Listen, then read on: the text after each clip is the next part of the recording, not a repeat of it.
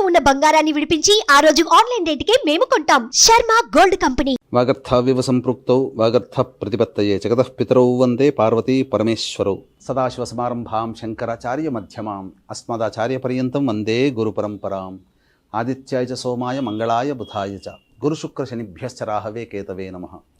శృంగేరి జగద్గురు పీఠాధిపతులకి కంచి పీఠాధిపతులకి నమస్కారములు తెలియజేసుకుంటూ కార్యక్రమాన్ని ప్రారంభిద్దాం. నవంబర్ 16వ తారీఖు నుంచి 30వ తారీఖు వరకు కుంభరాశి వారికి ఏ విధంగా ఉండబోతుందనేటువంటి విషయాన్ని తెలుసుకునే ముందు గ్రహ సంచారం తెలుసుకుందాం. రాశిలోనే శని, 2వ ఇంట రాహువు, 4వ ఇంట గురువు వక్రీకరించి ఉండడం, 6వ ఇంట కుజుడు స్తంభించి ఉండడం, ఇక 8వ ఇంట కేతువు, 10వ ఇంట రవి బుధుడు, 11వ ఇంట శుక్రుడు. వెరసి చూసుకున్నట్లయితే ఈ యొక్క కుంభరాశి వారికి కుజగ్రహ ప్రభావము మరియు శుక్రుడు, బుధుడు ఈ 3 గ్రహాల యొక్క సంపూర్ణ అనుగ్రహం ఉండడం వల్ల చాలా మటుకు గట్టెక్కినప్పటికీ గురుబలం లేకపోవడం, అలాగే రాహు కేతుల యొక్క స్థితిగతులు సరిగ్గా లేకపోవడం, దశమ రవి ప్రభావము, ఈ కారణం చేత కొన్ని ఇబ్బందికర పరిస్థితులు అనేటువంటివి గోచరమవుతున్నాయి. ముఖ్యంగా కొన్ని విషయాల్లో కొన్ని వృత్తుల్లో ఉన్నటువంటి వాళ్ళకి మంచి ఏమిటనంటే, ముఖ్యంగా ఈ వివాహం కావాల్సినటువంటి అబ్బాయిలకి అమ్మాయిలకి మంచి జరగబోతుంది. మీరు ఆపదలో ఉన్నప్పుడు ఈ 16 నుంచి 30వ తారీఖుల్లో ఎవరైనా ఒక స్త్రీమూర్తి మిమ్మల్ని రక్షిస్తుంది. ఇది ఈ యొక్క కుంభరాశిలో జన్మించినటువంటి వారికి చెప్పబడేటువంటి ముఖ్యమైన అంశాలు.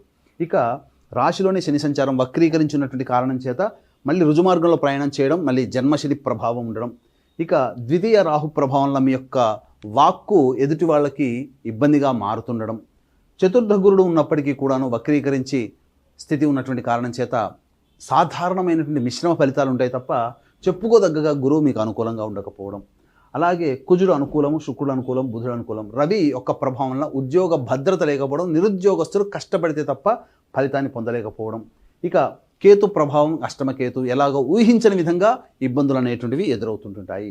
కాబట్టి ఎఫ్ఎంసీజీ రంగంలో ఉన్నవారు, జనరల్ స్టోరు, రెస్టారెంట్ బిజినెస్లు, హోటల్ బిజినెస్లు, సూపర్ మార్కెట్లో ఉన్నవాళ్ళు, జ్యువెలరీ బిజినెస్, ఎడ్యుకేషనల్ బిజినెస్లో ఉన్నటువంటి వాళ్ళు సాధారణంగా వాళ్ళకి జీవితం ఉంటుంది. గొప్పగా మార్పులు చేర్పులు అనేటువంటివి ఉండవు. కాబట్టి జాగ్రత్తలు పాటించండి. ఇక ముఖ్యంగా ఉద్యోగార్థులు, ఉద్యోగంలో ఉన్న వాళ్ళు ఎవరైనప్పటికీ కూడాను నూతన ఉద్యోగ ప్రయత్నం అనేటువంటిది వెళ్ళినప్పుడు ఆ ప్రయత్నం చేయకుండా ఉండడమే మంచిది. ఎందుకంటే సమయం అనుకూలంగా లేదు, ఈ విధంగా చెప్పవచ్చు. నిరుద్యోగస్తులకి కాస్త నిరాశనే చెప్పవచ్చు. వివాహార్థులకి వివాహం జరిగి తీరుతుంది. ముఖ్యంగా ఎవరికి బాగుంటుంది? సాఫ్ట్వేర్ రంగంలో ఉన్నటువంటి వారికి, అలాగే ఎలక్ట్రానిక్స్ అండ్ ఎలక్ట్రికల్ రంగంలో ఉన్నటువంటి వారికి, రియల్ ఎస్టేట్ రంగంలో ఉన్నవాళ్ళు, ఏజెంట్లు, వ్యాపారస్తులు, అలాగే మున్సిపల్ డిపార్ట్మెంట్లో ఉన్నటువంటి వాళ్ళు, లాయర్ వృత్తిలో ఉన్నటువంటి వాళ్ళు, అలాగే ముఖ్యంగా రైతులు, వీళ్ళకందరికీ కూడాను లాభసాటిగా ఉంటుంది. నూతన ప్రాజెక్టులు వస్తాయి, కొత్త ప్రాజెక్టులు చేపడతారు, అవన్నీ కూడాను చక్కగా విజయవంతంగా పూర్తి అవుతాయి. అలాగే ఈ సంబంధించినటువంటి ఈ యొక్క కుంభరాశిలో జన్మించినటువంటి వారికి ప్రధానంగా రైతులకి కూడా చాలా లాభదాయకంగా ఉంటుంది. మీరు వేసే ప్రతి పంట మీకు భవిష్యత్ దిగుబడి వచ్చేసరికి లాభదాయకంగా మారుతుందని చెప్పవచ్చు. అనూహ్యంగా కొన్ని సంఘటనలు ఉంటాయి. కాబట్టి విద్యార్థులకి మాత్రము కాస్త యోగదాయకంగా ఉంటుంది. కోరుకున్న చోట విశ్వవిద్యాలయాల్లో మీకు ప్రవేశం లభిస్తుంది, సీట్లు కన్ఫామ్ అవుతుంది. విదేశీయానం, విదేశీ విద్యకు సంబంధించి ఇచ్చే ప్రయత్నాలన్నీ కూడా కొలిక్కి వస్తాయి. అనుకున్న చోటికి వెళ్ళడానికి మార్పులు అనేటువంటివి జరుగుతాయి. అయితే దైవానుగ్రహమే సంపూర్ణంగా లేకపోవడం, గ్రహాల యొక్క అనుగ్రహం సరిగ్గా లేకపోవడం, అంతేకాకుండా గ్రహ గమనాల రీత్యా అనుకూలంగా ఉండే సమయాలు 5 రోజులైతే అనుకూలంగా లేని రోజులు 10 రోజులు. కాబట్టి నిరాశ పడకుండా ఆత్మవిశ్వాసంతో మీరు ఉద్రేకపడేటువంటి విషయాల పట్ల దూరంగా ఉంటూ, లౌక్యంగా వ్యవహరిస్తూ, ఎక్కడ తగ్గాలో ఆ విధంగా తగ్గుతూ, లౌక్యంతో తాను నవ్వక నొప్పించక తిరుగువాడు ధన్యుడు సుమతి అన్న చందంగా ఈ కుంభరాశిలో ఉన్నవాడు కనుక ఈ 15 రోజులు కనుక మేనేజ్ చేయగలిగితే విజయం మీదే సొంతం. ప్రశాంతత అనేటువంటిది లేకపోయినా మీరు దైవానుగ్రహంతో మీరు ఆ యొక్క సమస్యల్ని పరిష్కరించుకోవాలి. ఇట్టి దైవానుగ్రహం అందరికీ అందించాలనేటువంటి ఒక సదుద్దేశంతో ఈ యొక్క సంబంధించినటువంటి కార్తీక పౌర్ణమి, మహాశక్తివంతమైనటువంటి కార్తీక పౌర్ణమిలో పుణ్యక్షేత్రమైనటువంటి సాక్షాత్తు పరమేశ్వరుడే త్రిపురాసులను సంహరించిన క్షేత్రం త్రిపురాంతకంలో జాతకరీత్యా కలుగు విద్య, వివాహ, ఉద్యోగ, దాంపత్య, సంతాన, అనారోగ్య సమస్యల నివారణకి మరియు వృషభ, మిథున, కర్కాటక, సింహతుల, వృశ్చిక, మకర, కుంభమీన రాశిలో జన్మించిన వారికి శనిదోష పరిహారార్థమై సర్వదోష నివారణ పూజలు, హోమాలు పర్ హెడ్ 1500 రూపాయలకి చేయించడం జరుగుతుంది. అవకాశం ఉన్న వాళ్ళు కార్యక్రమ తదనంతరం కాంటాక్ట్ చేసి మీ గోత్రనామాదులు నమోదు చేసుకోవచ్చు.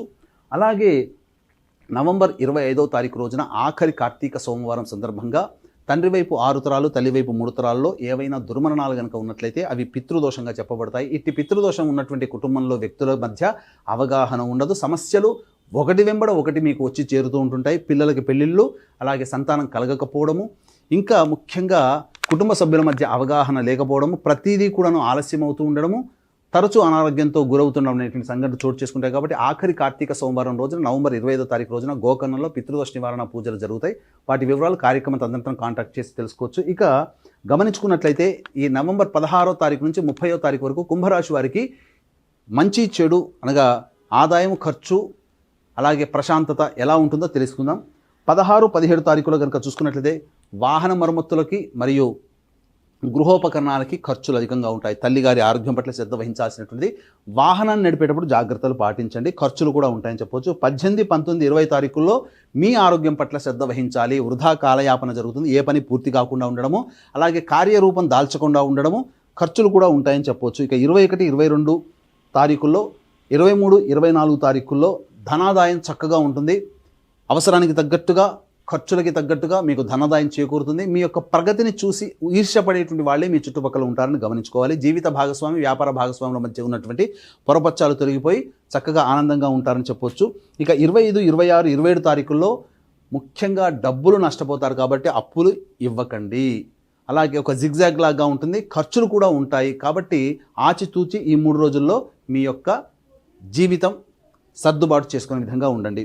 28, 29 తారీఖుల్లో సంతానంతో విభేదాలు, సంతానం మూలకంగా ఖర్చులు, సమస్యలు పెరుగుతాయి. లౌక్యంతో సంతానంతో వ్యవహరించండి. ఇక సంబంధించినటువంటి ఈ కుంభరాశి వారికి ఏదైతే వారసత్వంగా రావాల్సినటువంటి ఆస్తి తగాదాలకు సంబంధించినటువంటి కోర్టులో కొంత విజయం మీదే అయ్యేటువంటి అవకాశం ఉంటుంది, లేదా చర్చలకి వచ్చి ఆ సమస్యని పరిష్కారం చేసుకుంటారు. ఇక 30వ తారీఖు రోజున కనుక గమనించుకున్నట్లయితే ఉద్యోగంలో భద్రత ఉంటుంది. నిరుద్యోగస్తులకి కాస్త ఆశా జీవితం అనేది 30 తారీఖులో ఉంటుంది. ఉద్యోగం లభించే అవకాశాలు గోచరం అవుతుందని చెప్పొచ్చు.